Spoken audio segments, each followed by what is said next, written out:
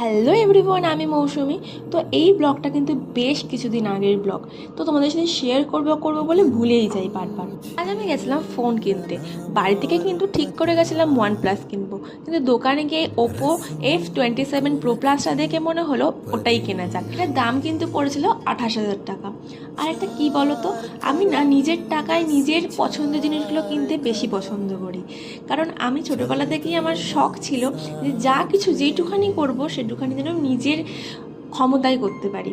তো একটু একটু করে যত বড় হচ্ছি সেইগুলো আমি নিজের টাকায়, নিজের কষ্টের ইনকামের টাকায় যখন আমি ছোটো ছোটো নিজের শখগুলো পূরণ করি না, আমার ভীষণ আনন্দ লাগে। আর এই ফোনটা কিন্তু ছিল একদম ওয়াটারপ্রুফ।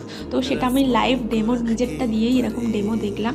এটাও কিন্তু খুব খুব ভালো লেগেছে, কারণ আমার হাত থেকে সমানে ফোন পড়ে, এমনকি জলে পড়ে যায়, বৃষ্টিতে ভিজে ডিসপ্লে খারাপ হয়ে যায়। এইসব সমস্যা আর আমার হবে না। তো আজকে